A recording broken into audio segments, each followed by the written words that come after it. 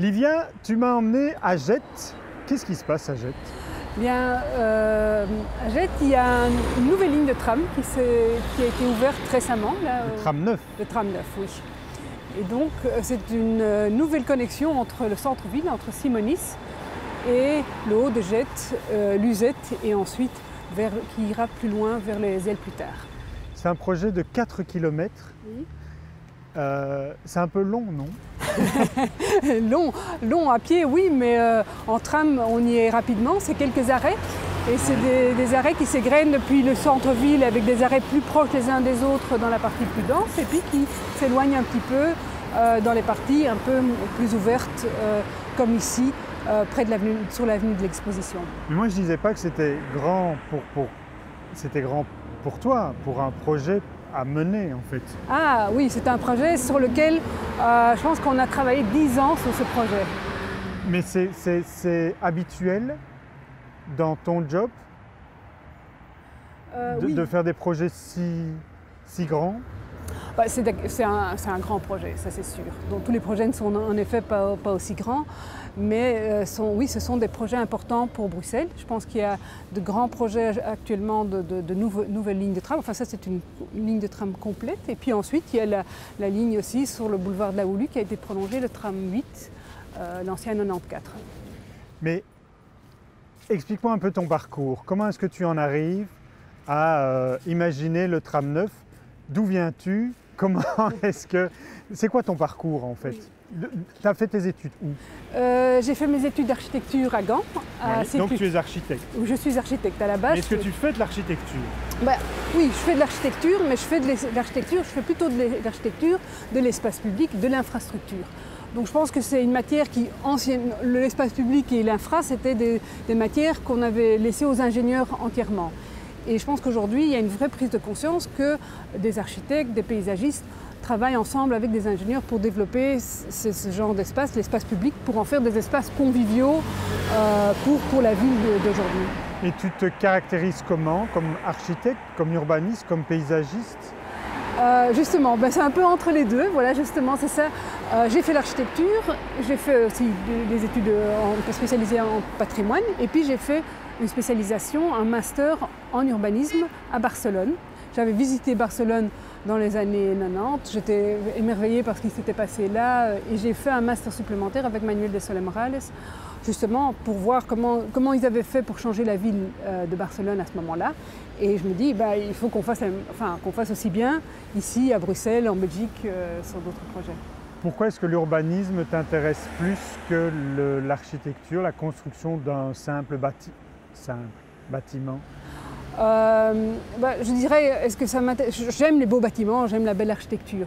Mais je pense que ce que je trouve intéressant, c'est vraiment de travailler pour la communauté, pour la ville, pour les habitants, pour tout le monde. Pas uniquement pour un client spécifique. Donc de pouvoir créer des espaces qui vont être habités, vécus par tous, par des jeunes, par des vieux, par des passants, par des visiteurs, par des riverains. Je trouve que c'est très important parce que c'est une responsabilité que moi je ressens comme architecte, comme urbaniste, pour pouvoir améliorer la qualité de vie des gens, des riverains, des Bruxellois, surtout dans une métropole telle que Bruxelles qui devient de plus en plus dense avec des problèmes de mobilité, des problèmes de société, des problèmes environnementaux. Non, c'est vraiment de traiter ces enjeux et de requalifier ça, c'est un vrai enjeu, je trouve que c'est un défi. Donc je suis très enthousiaste par rapport à cette matière. Livia, tu fais donc une spécialisation à Barcelone et après? Et après, je suis revenue ici, je suis venue à Bruxelles. J'avais envie de travailler en effet sur la métropole. Et je suis venue travailler à Bruxelles, d'abord chez le bureau Some Project. Et ensuite, j'ai commencé mon propre bureau, qui est multiple. Et nous travaillons avec mon associé Abdelmajid Boulayoun. On travaille principalement sur la métropole de Bruxelles et ses enjeux très importants comme, j'ai déjà dit, la densité, la mobilité, l'environnement. Oui. Multiple a une connotation particulière, ce nom? Le nom de multiple, c'est multiple architecture et urbanisme, mais c'est vraiment l'idée de travailler, on travaille sur plusieurs éléments. Donc on n'essaie jamais de donner une seule réponse, c'est toujours donner plusieurs réponses parce qu'on pense qu'on peut vraiment créer des valeurs ajoutées. On nous demande on nous pose un problème, on nous pose une question, mais on donne de multiples réponses qui se renforcent mutuellement. J'ai quand même l'impression à t'entendre que l'urbanisme n'est pas une science exacte. On teste des choses et il faut effectivement analyser les flux des personnes et voir comment l'individu va s'approprier le lieu pour peut-être le rectifier même après qu'il soit terminé, pour se dire on peut peut-être faire un ajustement là ou là, ce que l'architecte ne fait pas. L'architecte, il crée son objet et puis il râle souvent quand il voit l'utilisateur. Oui, c'est l'image de l'architecte, mais je pense que les architectes d'aujourd'hui, la plupart ne travaillent plus dans un projet complet, fini. Je pense qu'il faut laisser une certaine flexibilité au lieu. La possibilité que, en effet, les gens s'approprient les lieux, comme tu disais, et c'est ça, il faut offrir des espaces qui permettent des usages, et des usages multiples, pour différents types d'usagers. Et je pense que c'est ça la richesse qui s'installe ensuite. Et il faut jouer également de fractures, pour améliorer la mixité entre les gens. Je pense que ce qui est intéressant, c'est d'avoir des espaces conviviaux, des espaces vivants. Et je pense qu'il y a de l'animation. La ville, c'est un peu un théâtre. Et il y a des activités, et puis il y a des gens qui sont plus en retrait, qui sont les spectateurs. Et c'est ce dialogue qui s'installe qui est très riche. Et donc on a un élément, on a une fontaine, on a un élément qui vit, il y a des enfants qui jouent. Et puis ensuite, il y a peut-être les grands-parents qui sont sur le banc, en retrait. Donc il y a différentes ambiances, des lieux plus animés, puis des lieux plus tranquilles, plus en recul, comme dans un parc où on a un petit peu de recul par rapport au flux qui se trouve à côté. Ici, on a pris l'opportunité du tram qui s'installait pour enlever la rue qui se trouvait ici, qui créait d'ailleurs un carrefour dangereux avec l'avenue de l'Exposition, pour allonger le petit parc, le petit square, jusqu'aux maisons qui étaient là. On passe avec le tram qui passe, les pistes cyclables qui passent, mais sans la voirie qui passe, qui fait un petit détour autour du square. Donc de relier le square plus au bâti qui est autour. Et ici, on a aussi l'utilisation de pavés qui rappellent un peu les briques de la cité. C'est ça. On a essayé d'utiliser aussi des matériaux locaux, notamment la brique. Bon là, elle est posée, ils ont remis une couche de kiff pour les joints. Mais donc c'est vraiment revenir sur les mêmes matériaux, avoir une continuité entre les cités jardins qui sont ici en briques, qui datent des années 20 et 30 et qui se prolongent en quelque sorte dans les matériaux qu'on utilise au sol, ces briques ou clinkers en terre cuite qui sont très solides, qui est d'ailleurs un matériau très durable et local. L'expertise que tu as développée ici à Bruxelles, maintenant dans Multiples, tu le développes ailleurs que dans la région, que dans la métropole bruxelloise? On travaille aussi en Flandre, on travaille sur Tirlemont, sur Mechelen, Turnhout, on travaille en Wallonie, par exemple à Herstal, on fait un parc sur une friche urbaine. On travaille aussi en France, beaucoup, on est appelé en France, dans le nord, à Amiens, au Touquet, sur la côte française, côte Opale. Livia, nous voici déjà arrivés au terme de ce parcours, de ce tram neuf.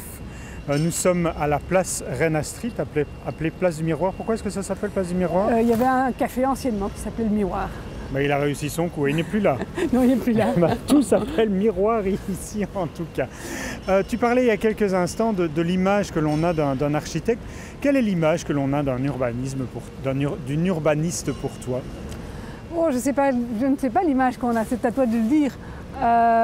Mais je pense que c'est quelqu'un qui essaie de relier les gens, relier les éléments, relier la ville aux habitants, travailler avec les gens, être à l'écoute des gens et du fait créer des espaces qui sont des espaces de vie et de convivialité. C'est ça pour toi les aptitudes qu'il faut pour être une excellente urbaniste, c'est être à l'écoute des gens. C'est quoi d'autre? Je pense qu'il faut être aussi il faut être un bon concepteur et technicien quand même, parce qu'il y a une complexité sur l'espace qu'on ne voit pas toujours.